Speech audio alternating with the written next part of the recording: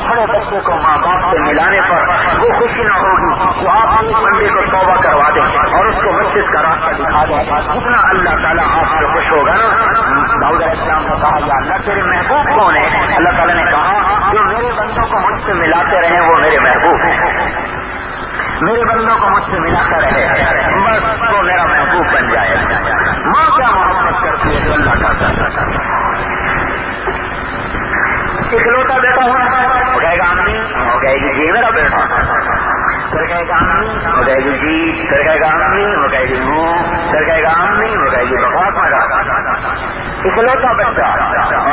اب کہو گناہوں میں ڈوبے ہوئے کوئی جسم کا روح ایسا نہیں جو گناہوں کی سیاہی سے داغدار نہ ہو، دامن میں کوئی ایسی جگہ نہیں جس پر نافرمانی کی سیاہیاں نہ ہو۔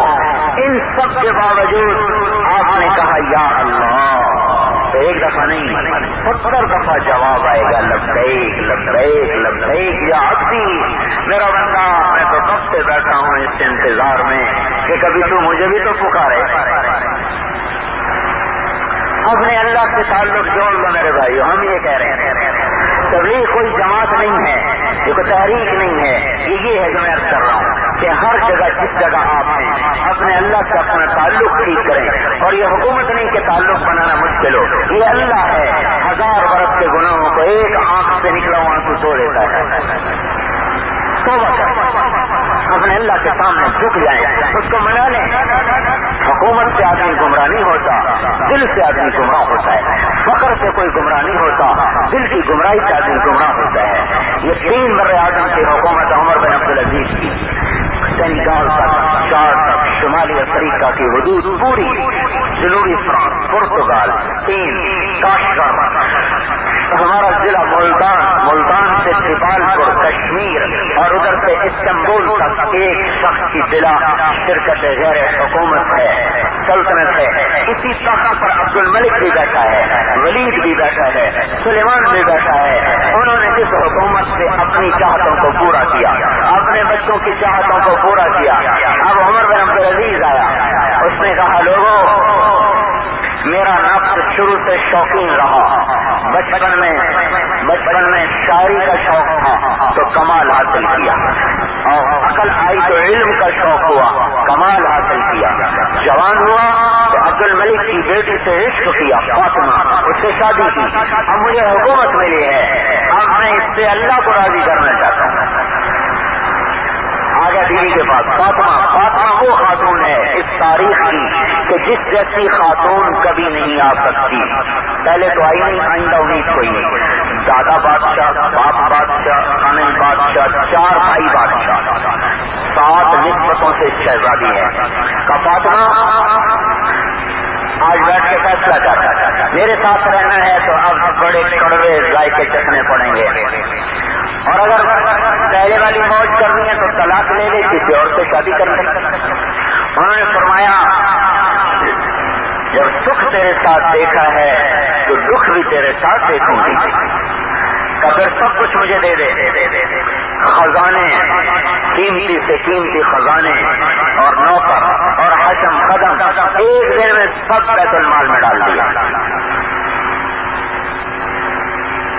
اور وہ عمر بن عبدالعزیز جب وہ گورنر تھے تو 7 اونٹوں پہ صرف کپڑے لاتے جاتے تھے، پہننے کے کپڑے 7 اونٹوں پہ یا سفر کرتے تھے، اور وہ عمر بن عبدالعزیز 800 درہم کی چادر منگوائی، ہاتھ لگا کے کہنے لگے بہت سخت ہے میں نہیں لیتا، برات کر دو۔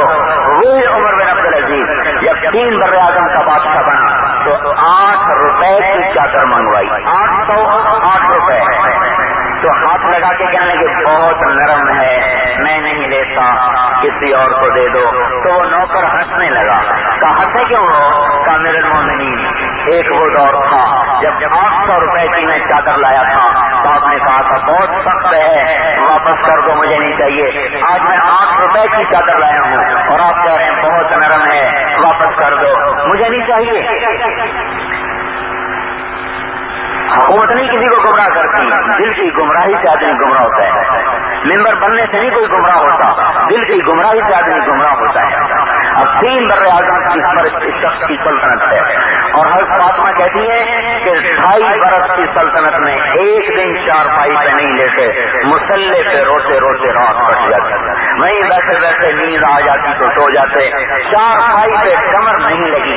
लेकिन पूरे 3 बर आज़म में एक शख्स ज़कात लेने वाला बाकी न बचा, सारे घर भर दिए। एक औरत आई अपनी बच्चियों का वजीफा लेने, देखा तो घर शिकस्ता हाल, और हज़रत उमर गाना बना रहे, गाना। उनकी बीवी ऊन साफ कर रही, कहने लगी यही है अमीरुल मोमिनीन का घर? हाँ अम्मा यही है। वो कहने लगी ये घर तो खुद उजड़ा पड़ा है, मुझे कहाँ से आबाद करेगा? तो फातिमा ने कहा, उनकी बीवी ने, अम्मा तेरे जैसियों के घर आबाद करते करते ये घर उजड़ गया है। तो उमर गाना बना रहे थे तो यूं देख रहे थे, तो कहने उसने समझा कोई नौकर है। कहने लगी कैसा बेहया नौकर है कि तुझे देखता ही जाता है, वो नहीं पर्दा करता तो तू तो पर्दा कर ले। कहने लगी ये मेरे खामिद हैं अमीरुल मोमिनीन उमर बिन अब्दुल अजीज। नक्शा पलट दिया, शेर बकरी को एक घाट से पानी अल्लाह ने पिला दिया। एक भेड़िया ने बकरी पे हमला किया, उठा के ले गया, तो भेड़िया रोने लगा। और दूसरे ने कहा रोता क्यों है? और ये तो होता ही रहता है। और कहा इससे नहीं रोता, जब से उमर खलीफा बना है किसी भेड़िए ने मेरी बकरी पे हमला नहीं किया। मुझे यूं लगता है कि आज वो नेक आदमी दुनिया से उठ गया, उसके साथ बरकतें भी उठ गई। ठीक उसी दिन उनका इंतकाल हुआ।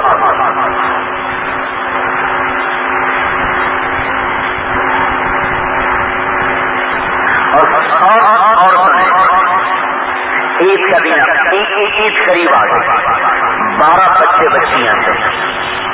उन्होंने कहा अम्मा से हमें कपड़े तो लेके दो, ईद के मौके शाही खानदान है, कपड़े तो लेके दो। उन्होंने कहा आपके अब्बा आएंगे तो बात करूंगी।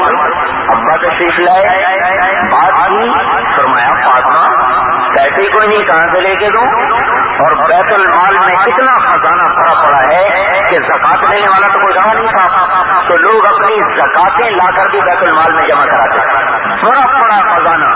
तो कहने के फातिमा जो वजीफा मिलता है उससे तो इतने गुंजाइश नहीं कि कपड़े खरीदूं, और कपड़े खरीदने का जो मिलता था वजीफा वो मिल चुका है, अब मैं कहां से कपड़े लूं? दोनों मियां बीवी सर जोड़ के बैठे हुए हैं, क्या करें?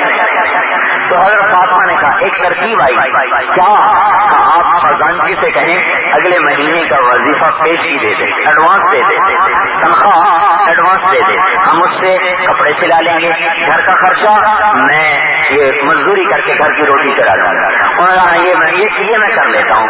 तो उनके खजानची से मुज़ाहिम अपना ही वजीर खजाना है, उसको बुलाया, मुज़ाहिम अगले महीने की तनख्वाह एडवांस दे दो, बच्चों के कपड़े सिलाने हैं। वो आगे कहने लगा अमीरुल मोमिनीन 1 महीना जिंदा रहने की गारंटी दे दें और ले लें। ये तनख्वाह कब हलाल होगी? जब 1 महीना काम करेगा तभी तो हलाल होगी।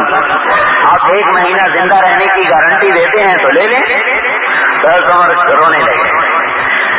ये है औलाद ही तो माँ बाप को बड़े बड़े जुल्म करवाती है।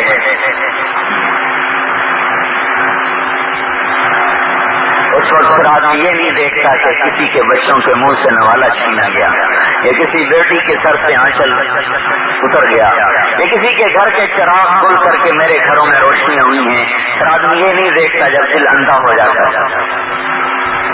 मैं फैसलाबाद में फजर की नमाज पढ़ के निकला, फैसलाबाद में था, तो एक जगह से गुजरा तो एक रेडी वाला सफेद दाढ़ी पगड़ी, रेडी वाले आमतौर पर इस शक्ल के नहीं होते, तो मैं दूर से उसी को देखता, इसी मुझे मोहब्बत हो गई। अल्लाह का शुक्र है, देखो कैसी खूबसूरत शक्ल है, नूरानी चेहरा है। करीब आया तो आंखों से आंसू टप टप गिर रहे और यूं खड़ा हुआ, बुत बना हुआ। मैं खड़ा हो गया, उनका बाबा जी क्या बात है? तो एक पेटी खोल के खड़ा होता, पेटी पे यूं हाथ रखा हुआ था, एक हाथ रेडी को रो रहा था। तो मैंने कहा बाबा जी क्या बात है? तो उसने मेरे सामने पेटी को यूं उल्टा दिया सेब से, तो जो ऊपर की लेयर थी ना 8-10 सेब वो तो ठीक थे, नीचे सारे आधे गले हुए सेब रखे हुए थे। मुझसे कहने लगा, बेटा गरीब आदमी हूँ, एक पेटी लाता हूँ, दोपहर तक बिकती है, अपने बच्चों की ताजा रोटी लेके जाता हूँ। आज किसी जालिम ने मेरे बच्चों की रोटी छीनी, आज मुझे अपने बच्चों को खिलाने के लिए मेरे पास एक दमड़ी कोई नहीं। जिसने ये पेटी लगाई थी ना, उसने इसीलिए लगाई थी कि मैंने अपने बच्चों को खिलाना है। खिलाया तो सही, पर किसी गरीब के बच्चे के मुंह से नवाला छीन लिया है। आप हुक्मरान हैं, आपके ऊपर कोई और भी है, आपकी अदालतें लगती हैं और एक दिन आप भी अदालत के कटहरे में पहुंचने वाले हैं।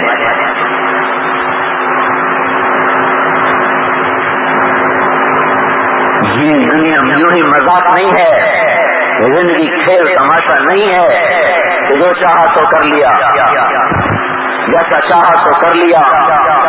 नाक़िद बसीर, अल्लाह के नबी का फरमान है, रखने वाले की निगाह बड़ी तेज। हर समर कहने लगे, फातिमा मेरे बच्चे और बच्चियों से कह दो कि तुम्हारा बाप कपड़े लेके नहीं दे सके, इसी में गुजारा करो। निभ गए 2 साल, 2.25 साल। एक और वाक़या सुना, घर में तशरीफ लाए तो उनकी बेटियां दुपट्टा मुंह पे यूं रखा हुआ। फरमाया, दुपट्टा मुंह पे क्यों रखा हुआ है, क्या बात है? तो इनकी जो घर की खादमा थी ना, वो रोने लगी।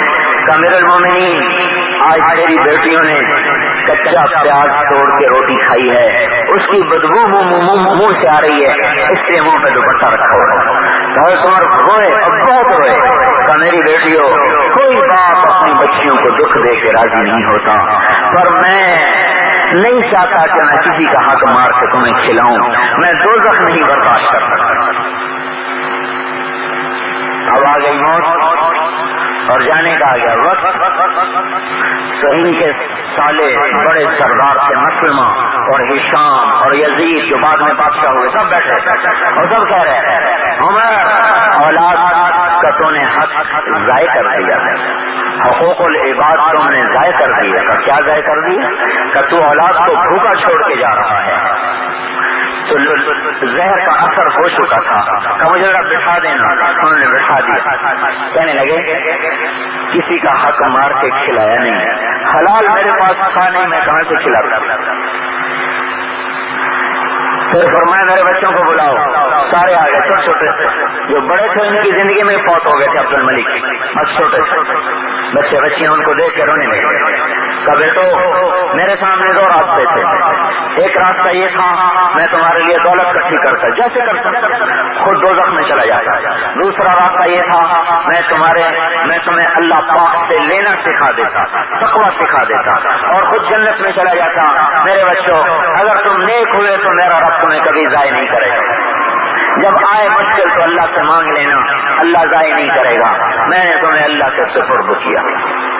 ये लोग जो ताने दे रहे थे, इन्होंने उस जमाने में 10-10 लाख दिरहम एक बेटे के लिए छोड़े। फिर गर्दिश अय्याम, बिल्कुल अय्याम नुदाविलुहा बैन अन्नास। फिर इसी जमीन आसमान ने देखा कि उन्हीं बादशाहों के बेटे मस्जिद की सीढ़ियों पर बैठ के खैरात मांगा करते थे।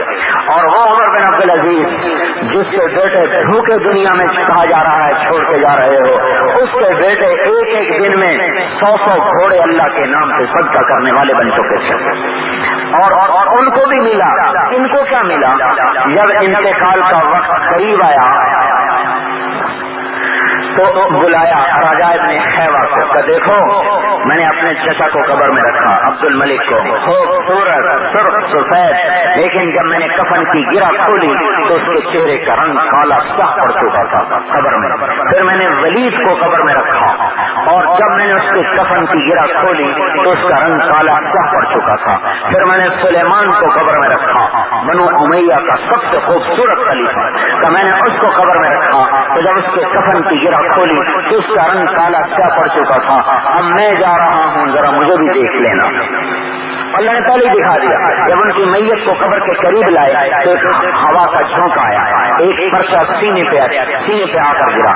اس کو جو اٹھا کے دیکھا تو اس پہ لکھا تھا بسم اللہ الرحمن الرحیم براءۃ من اللہ لعمر بن عبد العزیز من النار. بسم اللہ الرحمن الرحیم, اللہ کی طرف سے اس کے بندے عمر کے لیے دوزخ کی آگ سے نجات کا پروانہ ہے. 3 مرد اعظم کا بادشاہ آپ کیوں نہیں لے سکتے؟ آپ کے پاس تو کچھ بھی نہیں. 3 مرد اعظم کے بادشاہ کے جب اتنی بڑی رضا کا پروانہ لے سکتا ہے. اب ڈالا قبر میں اور اترے رجا قبر میں اور کفن کی کھولی گرا نہیں کھولتے تھے, جب گرا کھولتے تھے کفن کی کھولی گرا اور جو یوں جھانکا تو کأنہ خلق قمر, تو یوں لگ رہا تھا جیسے 14ویں رات کا چاند قبر میں اتر آیا. تو بھائیو ہم آپ کی خدمت میں یہ عرض کرنے کے لیے حاضر ہوئے ہیں کہ اپنے اللہ کو راضی کرنا نصب العین بنا لیں. اللہ راضی ہوگا تو اللہ کی قسم, امریکہ اللہ کی مخلوق ہے, ایٹم اللہ کی مخلوق ہے, یورپ اللہ کی مخلوق ہے. کیوں سارے مسلمان ڈرے بیٹھے ہیں؟ اپنے اللہ کی طاقت کو تو دیکھیں کہ کتنی طاقت والی ذات ہے, اس کو ساتھ لے لیں. توبہ کرنی ہے, طریقہ بدلنا ہے. توبہ کرنی ہے, طریقہ بدلنا ہے. طریقہ کس کا لانا ہے؟ حضرت محمد صلی اللہ علیہ وسلم کا طریقہ لے کے آنا ہے, جو اولین آخرین کے سردار ہیں, رسول ہیں, پیغمبر ہیں, نبی ہیں, محبوب ہیں, حبیب ہیں, خلیل ہیں. آپ نے کہا میں خلیل بھی ہوں, میں حبیب بھی ہوں. اور اللہ تبارک و تعالیٰ نے آپ کو وجود اس وقت بخشا. عمر بن حفصہ نے پوچھا یا رسول اللہ آپ کو نبوت کب ملی؟ تو آپ نے فرمایا جب آدم علیہ السلام کی مٹی کو گوندا جا رہا تھا تو مجھے نبوت کا تاج پہنایا جا چکا تھا. آئے تو پتہ نہیں کتنے ہزار سالوں کے بعد, اور نبوت کب مل چکی ہے, وجود کب مل چکا ہے. آدم علیہ السلام کا پتلا مٹی گہرا بن رہا اور اللہ مجھے نبوت دے چکا. اور دوسری بات آپ نے شاید فرمایا کہ اللہ تبارک و تعالیٰ نے میرے 10 نام رکھے ہیں. کسی نبی کے اللہ نے نام نہیں رکھے کہ میرے 10 نام ہیں, انا محمد و احمد و ماحی و عاقب و حاشر و فاتح و خاتم و ابو القاسم و طه و یاسین. سبحان اللہ, جس کے اللہ ایسے سارے نام رکھے کہ میرے رب نے میرا نام محمد رکھا جس کی سب سے زیادہ تعریف ہو, میرا نام احمد رکھا جو سب سے زیادہ تعریف کرنے والا ہو اللہ کی. آپ سے زیادہ تو کسی نے اللہ کی تعریف نہیں کی. میرا نام ماحی رکھا, کفر کو مٹانے والا. میرا نام عاقب رکھا کہ میرے پیچھے کوئی نہیں. میرا نام نبی, میرا نام حاشر رکھا کہ میرے قدموں سے کائنات اٹھے گی قیامت کے دن. میرا نام فاتح رکھا کہ نبوت کی ابتدا مجھ سے ہوئی. میرا نام خاتم رکھا کہ نبوت کی انتہا میرے اوپر ہوئی. میرا نام ابو القاسم رکھا, بیٹے کا نام قاسم, اس پر ابو القاسم. میرا نام طه رکھا, میرا نام یاسین رکھا. اس کا مطلب یہ اللہ جانے, یہ اللہ کا حبیب جانے, یہ دونوں نے کسی کو نہیں بتایا. یہ اللہ نے آپ کے نبی کو عزت بخشی ہے, اعزاز بخشا ہے, مرتبہ بخشا ہے. آپ دنیا میں آ رہے 70,000 جنت کی حوریں آسمان سے جنت سے اتر کر زمین پہ آ رہی ہیں آپ کے استقبال کو. آسمان کے فرشتے زمین پہ اتر آئے آپ کے استقبال کو. ایک سمندر کی مچھلیاں دوسرے سمندر کے پاس گئی اور خوشخبری دینے کے لیے کہ 2 جہان کا اور رحمت للعالمین تشریف لا رہے, ساری کائنات کے سردار آ رہے. 12 ربیع الاول سے لے کر 12 ربیع الاول تک زیادہ صحیح قول ہے 9 ربیع الاول کا. 9 یا 12 دونوں ہی ہیں, زیادہ صحیح 9 کا ہے. 9 یا 12 سے لے کر اگلی 12 یا 9 تک اللہ تعالیٰ نے پوری دنیا میں کسی عورت کو بیٹی نہیں دی, سب کو بیٹے عطا فرمائے. آپ کے اعزاز میں اور آپ کے اکرام میں یہ اللہ تعالیٰ نے پیدا ہوتے جو آپ کو عزت دی. آپ پیدا ہوئے تو آپ دھلے دھلائے پیدا ہوئے. بچہ تو غلاظت میں ہوتا ہے, آپ پر غلاظت کا نشان نہیں. آپ پیدا ہوئے ختنے سمیت پیدا ہوئے, آپ کا ختنہ نہیں ہوا. آپ پیدا ہوئے تو ایک آنکھ لٹکی ہوتی ہے اور ناپ کے ساتھ جڑی ہوتی ہے, پھر اس کو ڈاکٹر کاٹتا ہے. آپ کی کٹی کٹائی ہوئی, آپ اس کے بغیر دنیا میں آئے, دھلے ہوئے آئے, ختنے کے ساتھ آئے, اور اپنی ناپ آپ کو کٹوا کے اندر سے ہی آئے، پوتر آئے، اور آتے ہی آپ نے زمین پہ سجدہ کیا اور انگلی آسمان کی طرف اٹھائی، اور ساری کائنات حضرت آمنہ فرماتی ہیں مشرق مغرب شمال جنوب میرے سامنے روشن ہو گیا۔ وہ طریقہ لے کر آئے ہیں، صرف مسجد میں جانا نہیں انہوں نے بتایا، انہوں نے حکومت کرنا بھی بتایا ہے، وزیر بننا بھی سکھایا ہے، حاکم بننا سکھایا، سالار بننا سکھایا، شاہ بننا سکھایا، ہر شعبے کو زندہ کر کے دے گا۔ یوں بھی ہوتا ہے، اگر آپ صرف فقیروں کے نبی ہوتے تو بادشاہوں کو رہبری کہاں سے ملتی، بادشاہوں کے نبی ہوتے تو فقیروں کو رہبری کہاں سے ملتی۔ بادشاہی اتنی ہے کہ جنت کی چابی ہاتھ میں ہے، فقر اتنا ہے کہ پیٹ پہ 2 پتھر بندھے ہوئے، علم اتنا ہے، نظر اتنی ہے کہ زمین پر بیٹھے ہوئے عرش کی تحریر کو پڑھ رہے ہیں، اور زمین پر بیٹھ کر جنت کو دیکھ رہے ہیں، جہنم کو دیکھ رہے ہیں، نماز پڑھا رہے تھے، پیچھے کچھ نماز میں حرکت ہوئی، آپ نے فرمایا کیا کرتے ہو؟ میں آگے بھی دیکھتا ہوں اور میں پیچھے بھی دیکھتا ہوں۔ آپ کو پیچھے دیکھنے کے لیے پیچھے نہیں مڑنا پڑتا تھا، اللہ تعالیٰ آگے بھی دکھاتا تھا، پیچھے بھی دکھاتا تھا۔ آپ لیتے ہوئے وہ آپ کے چچا حضرت عباس کہنے لگے یا رسول اللہ میں تو بچپن سے جان گیا تھا کہ آپ کی کوئی شان نرالی ہے۔ کہ وہ کیسے؟ کہ آپ معصوم بچے تھے، آپ لیٹے ہوئے تھے، چاند چودھری کا سر پہ چمک رہا تھا، آپ اپنا ہاتھ جیسے بچہ یوں ہاتھ نہیں لاتا، ہاتھ لاتا ہے، ہاتھ مارتا ہے، کہ جب آپ ہاتھ یوں کرتے تو چاند یوں ہو جاتا، آپ یوں کرتے تو چاند یوں ہو جاتا۔ اب معصوم ہے تو آپ نے ارشاد فرمایا كان القمر يناديني ويحاكيني ويمنعني من النوم، چاند مجھ سے کھیلتا تھا، مجھ سے باتیں کرتا تھا، اور میری ماں کام میں ہوتی تھی نا تو مجھے رونے سے روکتا تھا، مجھے بہلاتا تھا۔ جس کو چاند لوری دیتا ہو اس کا طریقہ لوگ کیا کریں، دنیا چاند پہ پہنچ گئی، آپ وضو سنجے کی باتیں کرتے ہیں۔ وضو سنجے کی بات کس کی ہے؟ اس کی بات ہے جو ماں کی گود میں چاند کو اشارہ کرتا ہے تو چاند ہلنے لگ جاتا ہے۔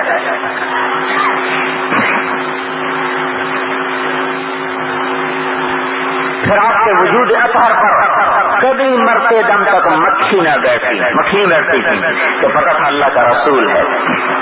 آپ لیٹے ہوئے تھے ام سلیم کے گھر میں، گرمی پسینہ بہ رہا یوں آپ کی کونی سے، ام سلیم آئی اور چپ کر کے نا نیچے بوتل رکھ دی اور بیٹھ گئی، اور آپ سل گئے، پسینہ اس میں آ رہا، پسینہ اس میں آ رہا اور اس میں لے رہی، آنکھ جو کھلی تو دیکھا ام سلیم بیٹھی۔ ام سلیم کیا کر رہی ہو؟ یا رسول اللہ آپ کا پسینہ اکٹھا کر رہی ہیں، اور اس پسینے کو بعد میں تھوڑا سا جو چھڑکتی تو سارے گھر میں مہک پھیل جاتی تھی۔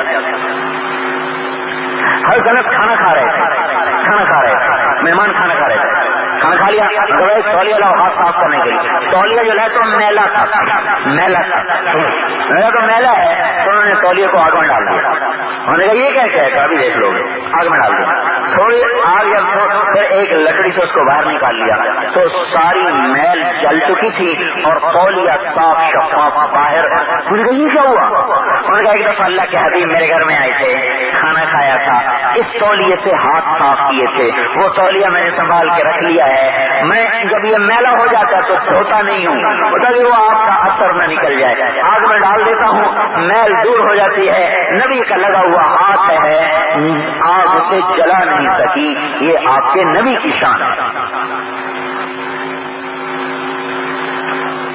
ابو قتادہ ہے یا رسول اللہ اوس کی لڑائی میں آنکھ میں تیر لگا، آنکھ باہر آ گئی، یا رسول اللہ یہ میری آنکھ پھوٹ گئی، بلاؤ بھائی آئی اسپیشلسٹ کو، بھائی بلاؤ بھائی سرجری کی جائے، اس کی تو سرجری بھی نہیں ہو سکتی، تیر اندر گھس گیا۔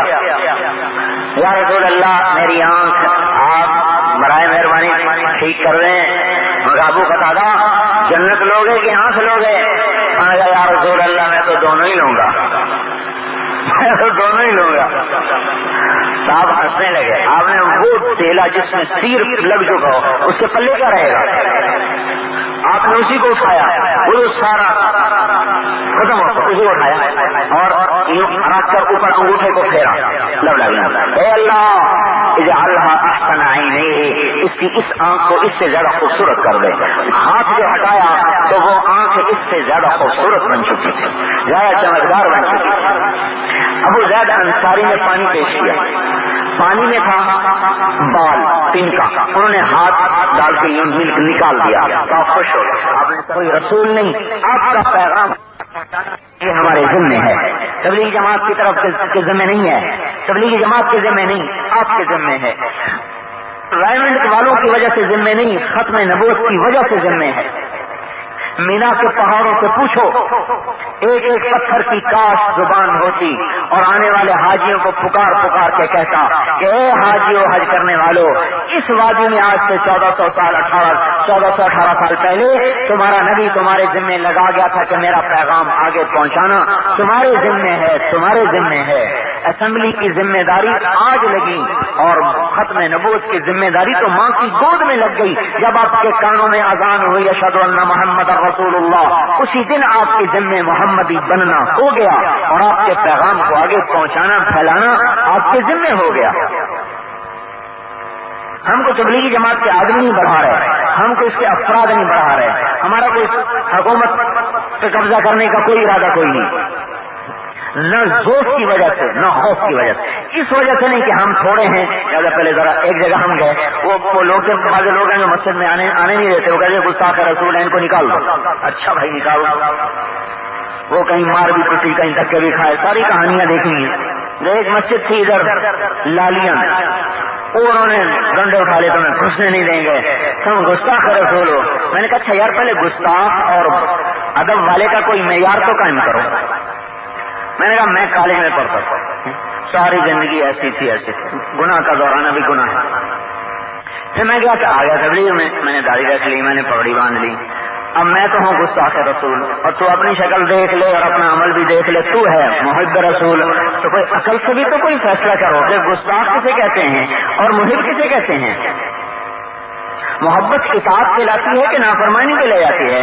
اگر ہمیں گستاخی سکھاتے تو ہم پہلے جو کچھ کرتے تھے 10 گنوں سے اور زیادہ کرتے. اگر ہمیں گستاخی سکھاتی تو ہم تو کچھ اور کرتے پھر، جو پہلے کر رہے تھے اس سے بھی آگے جاتے. وہ کہنے لگا تمہارے اندر کچھ اور ہے، باہر کچھ اور ہے. میں نے کہا زمین میں جب گندم بوئی جاتی ہے تو گندم ہی نکلتی ہے، جو بویا جاتا ہے تو جو ہی نکلتا ہے. اس دل میں اللہ کے رسول کی محبت ہوگی تو باہر بھی نظر آئے گی، محبت نہیں ہوگی تو باہر کچھ اور ہوگا، محبت ہوگی تو باہر کچھ اور ہوگا. تعصي الإله وأنت تظهر حبه هذا لعمري في الفعال بديع. محبت کے دعوے پھر نافرمانی، یہ کیسا دعویٰ ہے؟ لو كان حبك صادقا لأطعته ان المحب لمن يحب مطيع. اگر تو محبت میں سچا ہوتا تو اس کے اشاروں پہ مر مٹتا، تو اس کے حکموں کو بھی توڑ کے بیٹھا ہوا ہے. ایک دانت کے ٹوٹنے کی خبر سن کے سارے دانت توڑ دیے، یہ محبت ہے. ابو النواس کی سنو، وقف الحوادی حیث انت فلیس لی متأخر عنہ ولا متقدم. تیری محبت نے مجھے ایسا کر دیا ہے کہ نہ میں آگے جا سکتا ہوں نہ پیچھے آ سکتا ہوں. اجد الملامت فی ہواک لذیذۃ حبا لذکرک فلیلمن اللبغم. تیری محبت میں وہاں پہنچ چکا ہوں کہ تیرے بارے میں جب لان تان ہوتی ہے تو مجھے اس میں بھی مزہ آتا ہے، کیونکہ جب مجھے لوگ لان تان کرتے ہیں تو تیرا نام لیتے ہیں تو پھر مجھے اس میں مزہ آتا ہے. میں تیرے نام کو سننے کی لذت میں اپنی لان تان بھی سنتا رہتا ہوں. اشبہت اعدائی فصرت احبهم اذ كان حبی منک حبی منهم. تو نے میرے دشمن کی شکل اپنائی تو میں نے بھی ان کی شکل اپنا لی، کہ چون تم نے میرے دشمن سے محبت کی تو میں نے بھی ان سے محبت کی. خیر یہ ایسے زمانے میں بات آ گئی. میرے بھائیوں، محمد مصطفیٰ صلی اللہ علیہ وسلم کا طریقہ محبت ہوگی تو آئے گا، نہیں ہوگی تو نہیں آئے گا. ظاہر اور باطن بنانا پڑتا ہے. یہاں کچھ فوجی بھی بیٹھے ہوں گے، 25 برس کے بعد جا کے آدمی جرنیل بنتا ہوگا، 26 جا کے آدمی جرنیل بنتا ہوگا 26-27 برس کے بعد. تو 26-27 برس جس نے حکومت پاکستان سے وفات کی وہی تو جرنیل بنا. ایک دن دیکھا تو جرنیل صاحب اپنے دفتر میں ہندوستان کے جرنیل کی وردی پہن کے بیٹھے ہوئے، تو کوئی GHQ میں ہلچل مچے گی نہیں مچے گی، سارا معاملہ کٹا تھا. بھائی یہ کیا ہے؟ حاجی کیا ہے؟ اور اپنی وردی کو دیکھو. ان کا میرے ظاہر کو نہ دیکھو، میرے اندر کو دیکھو. میرا اندر ٹھیک ہے، باہر کی خیر ہے. یہ ادھر قبول ہوگا؟ یہ لوگ کیا کہتے ہیں اور یہ اندر ٹھیک ہونا چاہیے باہر کی خیر ہے. تو اس فوجی ہوں کیوں کہہ رہا ہے 27 سال کا وفادار ہوں, اندر میرا ٹھیک ہے, میری وردی کو نہ دیکھو, باہر کی خیر ہے. انہوں نے کہا چل بچوں آگے چل, پہلے تیرا کورٹ مارشل ہوگا, غداری کا مقدمہ چلے گا, تو دشمن کی لباس میں آ گیا. ایک حکومت تو اپنی وردی اتارنے پہ چیخ پا ہو جائے, محمد مصطفیٰ کی وردی اترنے پر اللہ ناراض نہیں ہوگا. سینٹرل ماڈل اسکول سے میں نے میٹرک کیا لاہور, 8ویں 9ویں کی بات ہے. میں ایسے چلا گیا, وردی کے بغیر چلا گیا, ہاسٹل میں رہتے تھے. ہمارے استاد تھے سعید اختر صاحب, پتہ نہیں 4 سے 5 ڈنڈے بھی مارے تھے وہ بھی یاد ہیں, اور 5 روپے جرمانہ بھی کیا تھا وہ بھی یاد ہے. ایک اسکول نے غیرت کھائی کہ ہماری وردی کے خلاف پہن کے آ گیا ہے. اللہ غیرت نہیں کھائے گا جب اس کے رسول کی وردی کو جلا دیا گیا. وردی میں تو طاقت ہوتی ہے نا, ایک جرنیل کی اشارہ کرتا ہے تو ہلچل مچ جاتی ہے, اور جب اس کی وردی اتر جاتی ہے تو سپاہی بھی سلام نہیں کرتا. جنرل فرانکو تھا ڈکٹیٹر اسپین کا, لڑکوں نے اس کے ایک سپاہی کی پٹائی کی, اس نے 4 لڑکوں کو پھانسی پہ لٹکا دیا. انہوں نے کہا سارا دنیا کا پریس تیرے خلاف ہو جائے گا. انہوں نے کہا میں دنیا کو بتانا چاہتا ہوں کہ ان کے پیچھے فرانکو کی طاقت ہے. انہوں نے انہیں نہیں مارا, مجھے مارا ہے, میرے سپاہی کو مارا, مجھے مارا ہے. ایک گندا انسان اپنے آدمی کے ہاتھ پر ہاتھ اٹھے تو حرکت میں آ جائے, کیوں کہ وردی اس کی ہے, وفادار اس کا ہے. جب آپ محمدی وردی میں ہوگے اور کوئی ہاتھ اٹھے گا تو واپس سلامت نہیں جائے گا, کٹ کے گرے گا. کوئی پاؤں اٹھے گا تو سلامت واپس نہیں ہوگا, کٹے گا. کوئی آنکھ اٹھے گی تو پھوٹے گی. اللہ کا غیرت کا نظام حرکت میں آئے گا کہ انہوں نے میرے حبیب سے ہاتھ ڈالا ہے. ظاہر بھی محمدی ہو, باطن بھی محمدی ہو. اور ایک اور وضاحت کروں, پہلے ظاہر بنتا ہے پھر باطن بنتا ہے. انہوں نے کہا کہ پہلے اندر تو ٹھیک ہو جائے پھر باہر بھی ٹھیک ہو جائے گا. نہیں, پہلے بچہ بنتا ہے پھر روح پیدا ہوتی ہے, روح اس کا باطن ہے. پہلے یہ گھر بنا, پھر اس میں لائٹیں لگی, پھر اس کا پینٹ ہوا, پھر اس میں وہ صوفے رکھے گئے اور سامان رکھا گیا اور سب کچھ رکھا گیا. پہلے سامان آتا ہے پھر گھر بنتا ہے. نہیں, پہلے گھر بنتا ہے پھر سامان آتا ہے. پہلے کپڑا دھلتا ہے پھر استری ہوتا ہے. پہلے بچہ بنتا ہے پھر اس کے اندر روح پیدا ہوتی ہے. پہلے ظاہر بنتا ہے پھر باطن بنتا ہے. میں کہا سنت کی خیر ہے, سنت کی خیر ہے. کیوں خیر ہے؟ نبی کی سنت چھوڑ دیں تو کہاں پناہ ملے گی, کہاں پناہ ملے گی؟ آپ تو سیاستدان بہت سے بیٹھے ہیں, ایک ووٹ سے ہار گئے تو ہار ہوتی کہ نہیں ہوتی؟ ایک ووٹ سے ہار گیا تو ہائے ہائے, ایک سنت چھوڑ دے گا تو کچھ نہیں ہوگا. ہر بات مجھے دے چلے گی. اور تو ہم اس سے ملنے گئے, بھائی ہم تو کوئی ایسی بات نہیں ہے, ہم تو اللہ رسول کی محبت میں پھر رہے, اس کی محبت نے نکالا, کسی نے پیسے نہیں دیے. بھائی آپ ہماری محنت ہم ہے, ہمیں رہنے دو. نہیں, ہمیں سارا پتا ہے, ہر مسجد میں تمہاری جماعتیں جاتی ہیں, پھر وہ نام لکھتی ہیں, پھر وہ رجسٹر پہ چڑھتے ہیں, پھر وہ مرکز میں جاتے ہیں, اور پھر ایک دن تم حکومت کو کہو کہ ہمارے جماعت میں ہمارے افراد ساری جماعتوں سے زیادہ ہیں, لہذا حکومت یا تو چھوڑ دو یا ہم اسٹرائک کریں گے. میں نے کہا 70 سال سے تو ہوا نہیں, آئندہ بھی ہونے کی امید نہیں. اس لیے نہیں کہ ہم کمزور ہیں, اس لیے نہیں کہ ہم خوف زدہ ہیں, نہ ہم خوف کی وجہ سے اس راستے کو چھوڑے ہوئے ہیں, نہ ذوق کی وجہ سے اس راستے کو چھوڑے ہوئے ہیں. پوری دنیا میں کوئی دنیا کی حکومت ایسے افراد تیار نہیں کر سکتی کہ بغیر تنخواہ کے کام کریں. امریکہ جیسی حکومت ایسے بندے نہیں تیار کر سکتی کہ بغیر تنخواہ کے وہ کام کریں. یہ ختم نبوت کی طاقت ہے جس نے پوری دنیا میں ایسے افراد تیار کر دیے. پیسے بھی اپنی جیب سے خرچ کرتے پھر رہے, دھکے بھی کھاتے پھر رہے, بستر بھی اٹھاتے پھر رہے, پیدل بھی چلتے پھر رہے, اور مانگتے بھی کچھ نہیں. یہ ریونڈ کی طاقت نہیں, نہ ریونڈ میں بیٹھے ہو کی طاقت ہے, یہ ختم نبوت کی طاقت ہے, یہ اس ایمان کی طاقت ہے. ساری دنیا میں دیکھو نا, گالیاں بھی سنے, دھکے بھی کھائے, اور پھر راتوں کو اس کی دعا بھی کرے کہ یا اللہ ان کو ہدایت دے دے. کوئی تحریک ایسے افراد تیار نہیں کر سکتی. یہ ایمان ہے, یہ ختم نبوت ہے جس نے ایسے لوگوں کو تیار کر دیا. ہم آپ سے کچھ نہیں چاہتے. ہم یہ کہہ رہے ہیں کہ اللہ کے حبیب کے پیغام کو دنیا میں پھیلانا پہنچانا آپ کے ذمے ہے, ختم نبوت کی وجہ سے, تبلیغی جماعت کی وجہ سے نہیں ہے, میری وجہ سے نہیں, اللہ کے حکم کی وجہ سے ہے. تبلیغ میرا حکم نہیں. اگر میں حکم دے رہا ہوں تو پھر آپ کو پابندی نہیں ہے, کیونکہ آپ اپنی جماعتوں سے, پارٹیوں سے منسلک ہیں. میں اللہ کے حبیب کی بات کر رہا ہوں. الا فلیبلغ الشاہد الغائب, جاؤ میرا پیغام غائبین تک پہنچاؤ. تو یہ اللہ کا نبی آپ کو کہہ رہا ہے کہ میرا پیغام آگے پہنچاؤ. نام لکھنے سے ذمہ نہیں ہو جاتا اور نہ لکھانے سے معاف نہیں ہو جاتا. الٹا اور سنو, کسی کی منت کریں نا تو ابھی آپ لوگوں کے پیچھے پڑ جاتے ہو, لیس ہو جاتے ہو, لوگوں کو گنہگار کرتے ہو. میں نے ایک دن کہا, میں نے کہا یہ بتاؤ, ایک آدمی رمضان شریف میں روٹی کھا رہا تھا, اوپر سے آپ چلے گئے. آپ اس سے یوں کہتے بھائی آپ روزہ رکھ لیتے, آپ نے کیوں روزہ توڑا؟ آپ روزہ رکھ لیتے تو آگے آپ سے کہے کہ مجھے کیوں گنہگار کر رہے ہو, تو یہ اس کے کہنے کی وجہ سے گنہگار ہے, یہ جو رمضان میں بیٹھا روٹی کھا رہا ہے اس وجہ سے گنہگار ہے.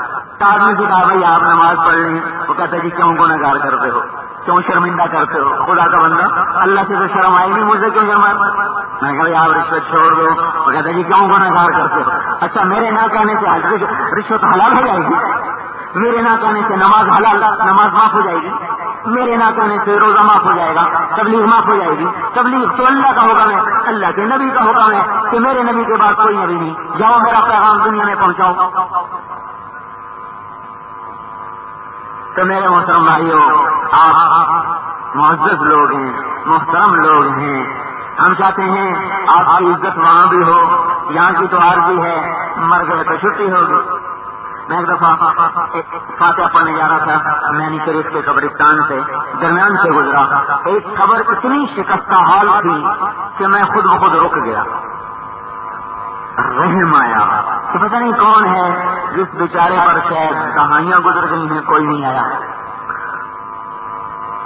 تو میں وہاں کھڑا, جس اپنے کو کے لیے پڑھنے جا رہا تھا وہ بھول گیا, اور اس خبر کے شکستہ حال کو دیکھ کر اس کی ایک اس کا ڈھیلا جیسے مجھے پکار رہا تھا, اللہ کے واسطے کچھ یہاں بھی پڑھتا جا. میں وہاں کھڑا رہا, پوری سورہ یاسین پڑھ رہی, کتنی دیر لگتی سورہ یاسین پڑھنے, پڑھتا رہا. پھر میں نے کہا دیکھو تو صحیح, وہ جو کتبہ یوں اوندا ہوا پڑ رہا ہوں, میں نے صاف کر کے دیکھا تو لکھا تھا رستم ہند امام بخش, جس کے لیے مہاراجے آنکھیں بچھاتے تھے, جس کے لیے مہاراجے محل کھول دیتے تھے, آج خبر کا نشان بھی مٹ گیا.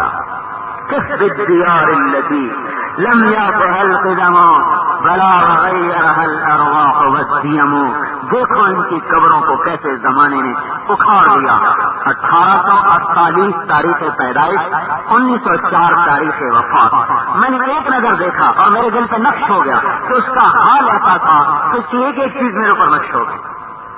ہم یہ چاہتے ہیں کہ آپ کی عزتیں جنت میں بھی ہوں, اللہ کی بارگاہ میں بھی ہوں, دنیا میں بھی ہوں, آخرت میں بھی ہوں.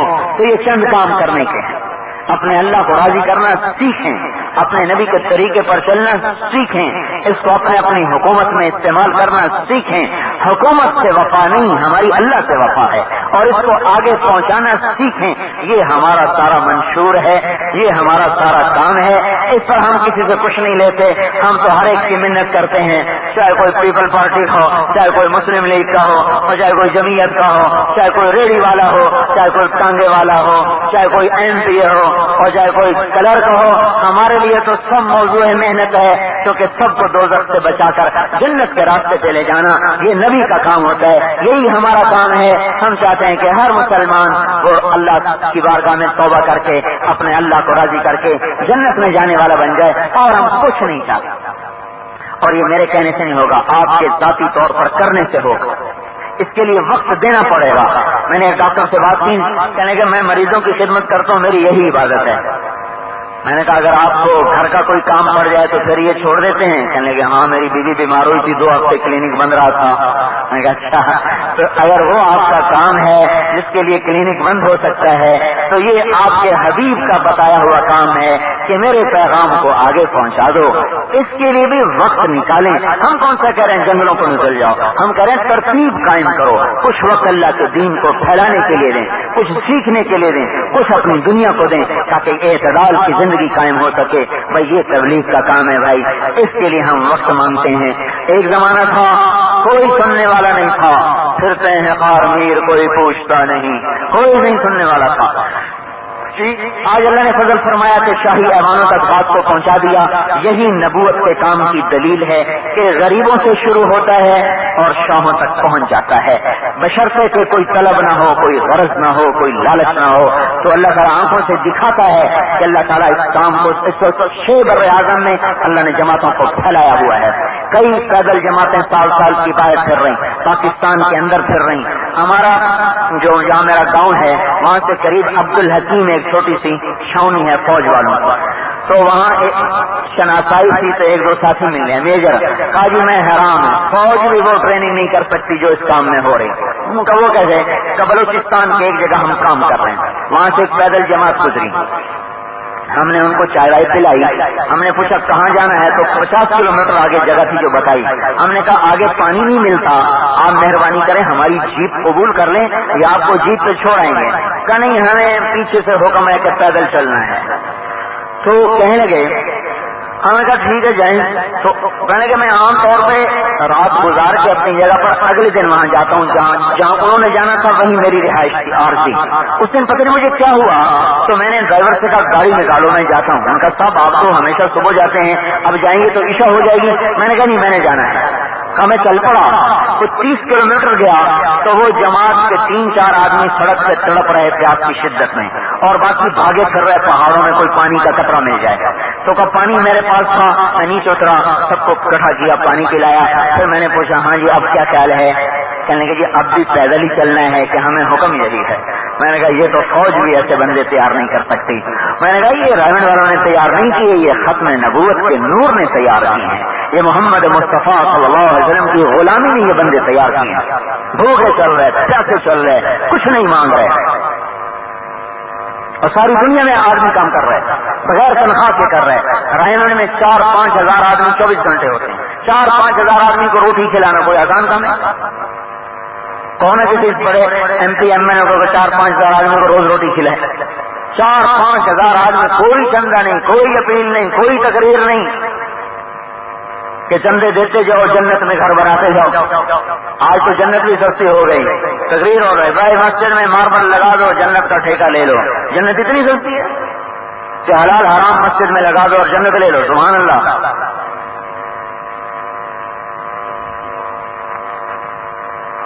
ایک تو آگے مل گیا آپ کو ہمارے ایک خطیب بیان کر رہے مسجد میں, یہ میری مسجد ہے, اس میں ماربل لگا دو, بدر والے صحابہ کے ساتھ تمہارا حشر ہو. لے بھائی لوٹیا ڈبو دی. بدر والوں کو قرآن اٹھا کے عرش پہ لے جا رہا, یہاں رشوت کا بھی پیسہ لگا دو, سود کا بھی لگا دو, لوٹ کا بھی لگا دو, تو جنت لے لو. اس مسجد کا نور ہی ختم ہو جائے گا جہاں یہ پیسہ جائے گا.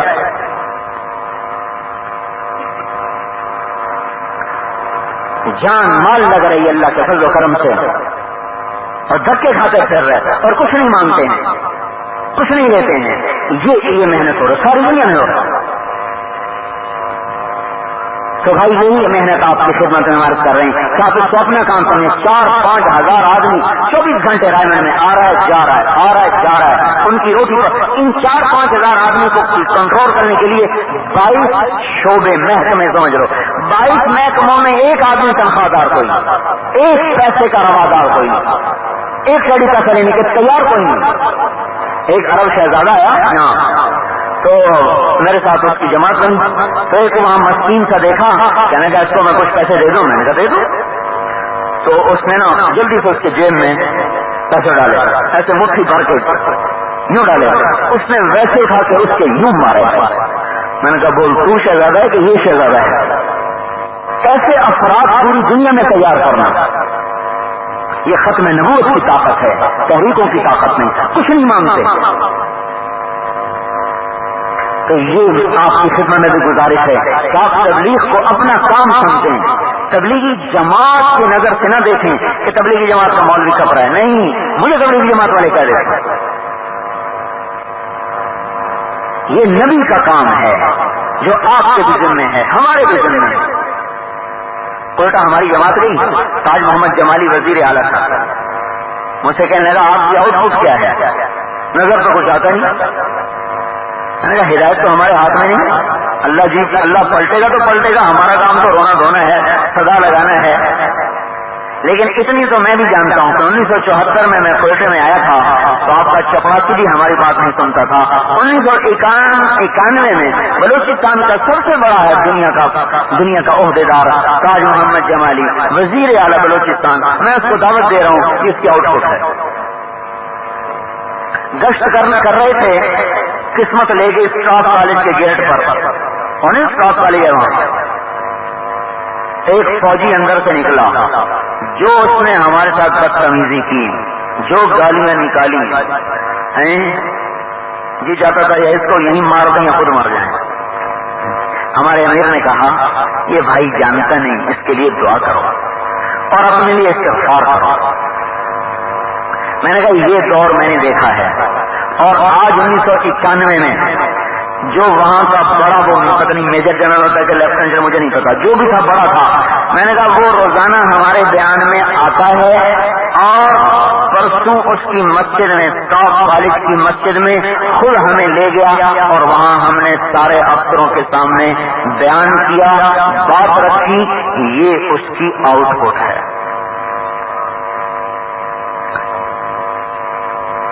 تعمیری کاموں میں شور نہیں ہوتا، خاموشی سے ہوتے ہیں۔ یہ درخت اعجاز صاحب کے گھر میں بڑا، کبھی شور سنائی دیا کہ 1 انچ بڑھ گیا، 2 انچ بڑھ گیا، یہ تعمیر ہے۔ کسی کو کاٹنا ہونا تو کلہاڑی کی ٹھک ٹھک وہاں تک سنائی دے گی، یہ تقریب ہے۔ تقریب میں شورش و ہنگامہ ہوتا ہے، تعمیر خاموش ہوتی ہے۔ دیوار کے بننے کا شور نہیں ہوتا، دیوار کے گرانے کا شور ہوتا ہے۔ ایک آدمی غصہ پی گیا، تعمیر ہے، پتہ نہیں لگا کسی کو، اور ایک آدمی پھٹ پڑا، یہ تقریب ہے۔ ساری اسمبلی میں پتا چل گیا کہ فلاں ایم نے صاحب آؤٹ ہو گئے، آپے سے باہر ہو گئے، یہ تقریب ہے۔ پی جانا تعمیر ہے، تعمیر خاموش ہوتی ہے، تقریب میں شورش و ہنگامہ ہوتا ہے، یہ تعمیری کام ہے، چپ کر کے ہو رہا ہے۔ ہم اس سے نہ کوئی اخباروں میں کچھ چاہتے ہیں ہمارا نام ہے، نہ کوئی ہم اپنے لیے پریس چاہتے ہیں کہ ہمیں کوریج دے، ہمارا اللہ ہمیں کوریج دے دے، ہمارا گھر پورا ہو گیا، ہمارے 7.5 دانے پورے ہو گئے، ہمارے گھر میں دانے آ گئے، اگر ہمارا اللہ راضی ہو گیا۔ تو یہ آپ کا کام ہے، میرا کام ہے، پوری امت کا کام ہے، آپ کے ایک ایک عہدیدار کا کام ہے۔ پھر یہاں یہ جو پہلے یہ میریٹ ہوٹل ہالیڈے ان ہوتا تھا، یہاں ہماری جماعت آئی تو یہاں کوئی اصلاح معاشرہ کوئی تھی، کمیٹی کے پتہ نہیں کیا تھے، انہوں نے ہماری دعوت کی، ہمیں بھی بلایا، تو اس میں ریٹائرڈ افسران بھی تھے، سیکٹری لیول کے، جرنیل لیول کے، بعد ہم نے بھی بات رکھی، تو ان میں سے ایک افسر کہنے لگے پتہ نہیں فوجی تھے یا سیکٹری تھے، آپ کی آؤٹ پٹ کیا ہے؟ تو وہاں بھی ہمارے ایک ساتھی نے کہا کہ جناب تبلیغ کا کام میوات کے جھونپوں سے چلا اور چلتے چلتے چلتے اسلام آباد کے ہالیڈے ان ہوٹل میں پہنچ گیا، یہ اس کی آؤٹ پٹ ہے۔ آپ نے بلایا تو ہم آئے ہیں، ہم کون سا خود آئے ہیں؟ یہ محنت ہے، یہ ہماری تقریروں سے کوئی نہیں آ رہے، اعمال اور قربانیاں ہیں جس سے لوگ کھینچے چلے آ رہے ہیں۔ پھر عورتوں میں کام ہو رہا، عورتوں کی جماعتیں پردے کے ساتھ نکلتی ہیں۔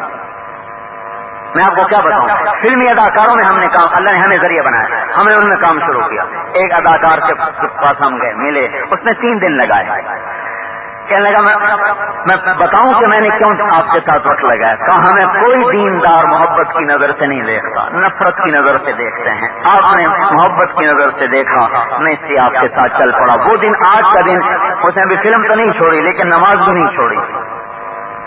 پھر ایک لڑکی،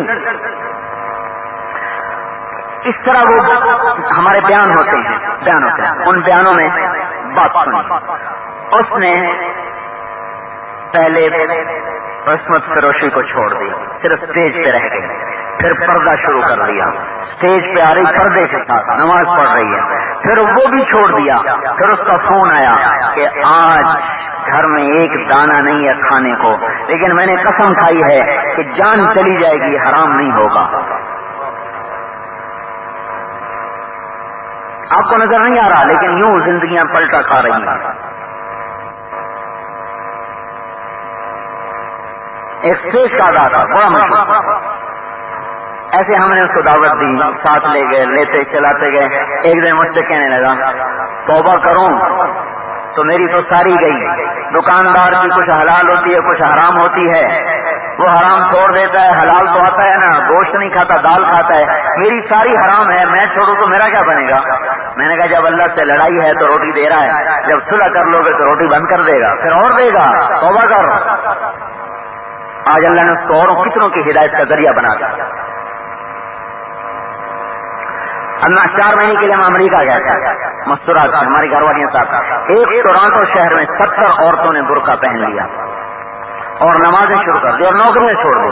نیو یارک میں ایک ہمارے لاہور کا ایک وہاں تھا، کیا اسے کہیں، یہ جو کرتے ہیں اکاؤنٹ وغیرہ نہیں کرتے، جو اکاؤنٹنٹ، چارٹرڈ اکاؤنٹنٹ، اپنی کمپنی، لانگ آئیلینڈ میں بہت بڑا گھر، ہماری جماعت اس کے گھر میں تھے۔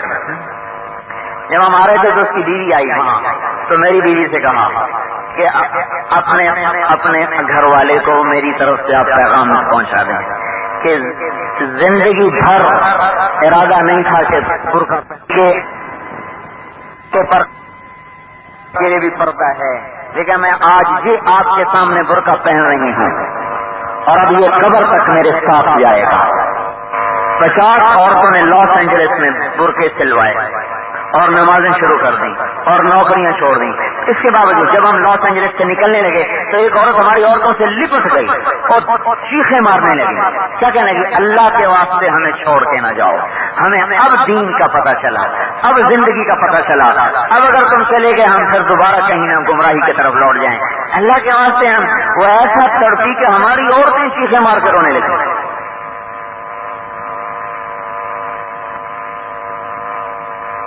ایک ایک شہر میں یہ کہانی دہرائی گئی، ایک شہر میں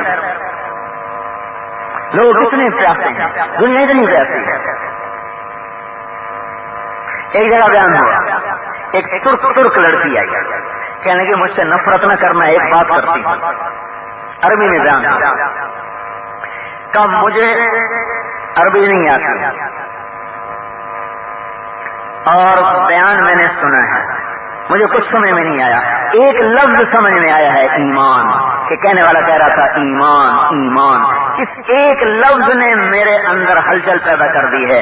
میں یہاں ایک یہودی لڑکے کے ساتھ بغیر نکاح کے رہتی ہوں، اس کو بلا کے اس کو دعوت دو، مسلمان ہو جائے تو میں میری شادی کر دوں، ورنہ میں آج تم سب کے سامنے تمہیں گواہ بنا کے توبہ کرتی ہوں کہ آج کے بعد میری توبہ، اگر شادی ہو جائے ٹھیک ہے ورنہ میں ترکی چلی جاؤں گی۔ 3 دن اس لڑکے کو ساتھیوں نے سمجھایا، وہ نہیں مسلمان ہوا۔ چوتھے دن وہ آئی تو ساتھیوں نے کہا کہ وہ تو مسلمان نہیں ہوا۔ اس نے ٹکٹ نکال کے دکھایا کہ میں استنبول کا ٹکٹ لے چکی ہوں، اب میری طرف واپسی ہے، میں واپس چلی جاؤں گی۔ ایک لفظ نے کایا پلٹ دی۔ ہم ایک میڈیکل کالج میں گشت کر، میڈیکل کالج میں نام نہیں لے، میڈیکل کالج میں گشت کر رہے ہیں، دراز پہ نوک کیا، ایک لڑکا نکلا، میں نے کہا جی آپ سے تھوڑی بات کرنا ہے۔ کیا کرنا؟ میں نے کہا تھوڑا بیٹھ کے کرنا ہے۔ کہا جی فرمائیں۔ ایک طرف لے کے بیٹھ، میں اس کو دعوت دیتا رہا، اس نے رونا شروع کر دیا۔ کہنے لگا آپ کیا چاہتے ہیں؟ میں نے کہا 4 مہینے چاہتا ہوں۔ انہوں نے کہا میں تیار ہوں۔ میں نے کہا آپ کی تو پڑھائی ہے، اب گولی مارو پڑھائی۔ آپ سب آتا وہیں سے گیا، کہا میں رائمنڈ ملوں گا، میں تیاری کر کے آؤں۔ وہ رائمنڈ آ گیا 4 مہینے کے لیے پر پہچانا تو یہ مال کا حق بنتا ہے، ٹھیک ہے نا؟ یہ چیز تو آج کرنے کی ہے نا، آج کر۔ انگلستان میں ایک آدمی کا ملے اور اللہ نے اس کو وقت میں لگانے کی توفیق دی، پاکستان آیا، 27 سال کی زکات اس نے نکالی اور بھاگ گیا۔ جب مسجد میں گیا تو کہنے لگا آج 27 سال کے بعد میں مسجد میں آیا، 27 سال میں ایک نماز نہیں پڑھی اور 27 سال کے بعد مسجد میں آیا، اور یہاں پاکستان آیا، لاہور کا پاکستان آیا، یہاں اس نے اپنے سارے مال کی زکات بنا کے اپنے رشتے داروں میں تقسیم کر۔ تو آپ اپنے مال کو بھی اس طرح انداز، کم از کم زکات دے کر اللہ کی پکڑ سے تو بچ جائیں، آگے اللہ کا مزید دیتا جائے، ٹھیک ہے نہیں؟ اللهم لك الحمد كما انت اهله فصل على محمد كما انت اهله وفعل بنا ما انت اهله انك اهل التقوى واهل المغفرة. ربنا حسنة وقنا عذاب النار وقنا عذاب النار. یا اللہ ہم قصوروار ہیں اور ہر قدم پر ہم سے غلطیاں لغزشیں ہوتی ہیں. معاف کرنا تیری صفت ہے، گناہ کرنا ہماری فضلت ہے. اے اللہ اپنے فضل و کرم سے ہمارے سارے گناہوں کو معاف فرما دے. جن کے اجالے میں رات کی تاریکی میں ہر وقت جو گناہ ہوئے ہیں اپنے رحم و کرم سے معاف فرما دے. زندگی کے سارے اوراق کالے ہیں، ہر رات غفلت کی ہے، ہر دن نافرمانی کا ہے. یا اللہ تجھے تو کوئی حساب دے نہیں سکتا. حساب لینے پہ تو آ جائے تو کون ہے جو اس سے کامیاب ہو سکتا ہے. درگزر کرنے پہ آئے تو ہمارے جیسے بھی پار نکل جائیں گے. یا اللہ کہ ہمیں حساب کی گرفت میں نہ ڈال بلکہ درگزر کا معاملہ فرما. اور ہم تو اس زمانے کے مسلمان ہیں جن چاروں طرف سے نافرمانی میں گھرا ہوا ہے. اے اللہ ہم بڑے بے بس ہیں، بڑے ضعیف ہیں، بڑے کمزور ہیں. یا اللہ کمزور بچے پہ ماں باپ کی شفقت زیادہ ہوتی ہے. ہم بڑے کمزور ایمان والے ہیں اور چاروں طرف سے شیطانی طاقتیں چھائی ہوئی ہیں. نظر اٹھتی ہے تو نافرمانی کے بے شمار نقشے ہیں، کان لگتے ہیں تو نافرمانی کی آوازیں ہیں. چاروں طرف سے اللہ شیطان نے جال بچھایا ہے جس میں ایک جال سے نکلتے ہیں تو دوسرے میں گر جاتے ہیں، اس سے نکلتے ہیں تو تیسرے میں گر جاتے ہیں.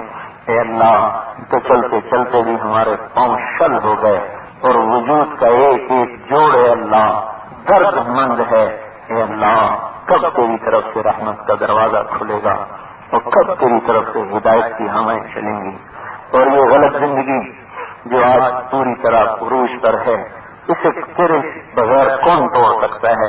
جس نے ہماری نسلوں کو کھا لیا، ہماری نسل کو برباد کر دیا، ہم اپنا سب کچھ لٹا بیٹھے ہیں. اے اللہ تجھے بھی نہ پا سکے اور دنیا میں بھی اپنی مرادیں نہ لے سکے. یا اللہ اپنا فضل فرما دے، اپنا رحم فرما دے.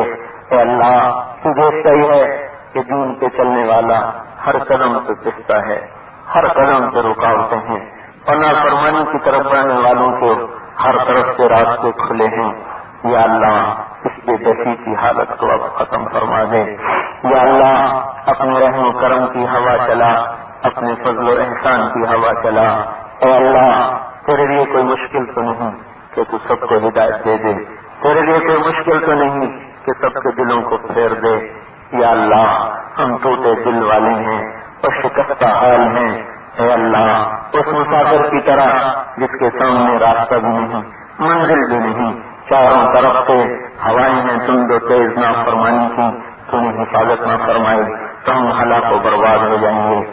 یا اللہ تو اپنا رحم و کرم فرما دے، اس امت پر رحم فرما دے اور ایمان کا ہدایت کا دروازہ کھول دے. اے اللہ آج کی طاغوتی شیطانی طاقتوں سے ٹکرانے کی ہم میں ہمت نہیں ہے. ہم تو 2 قدم چلتے ہیں، 10 قدم پیچھے ہٹتے ہیں. یا اللہ اپنے ان بندوں کو جنہیں تو ذریعہ بناتا ہے اسلام سے زندہ ہونے کا انہیں وجود عطا فرما. یہ زمین ہمارے گناہوں سے ساری کالی ہو چکی ہے، یہ بھی چیختی چلاتی ہے، فضائیں گندی ہو گئی، ہوائیں گندی ہو گئی، چاروں طرف نافرمانی کی بدبو پھیلی ہوئی ہے.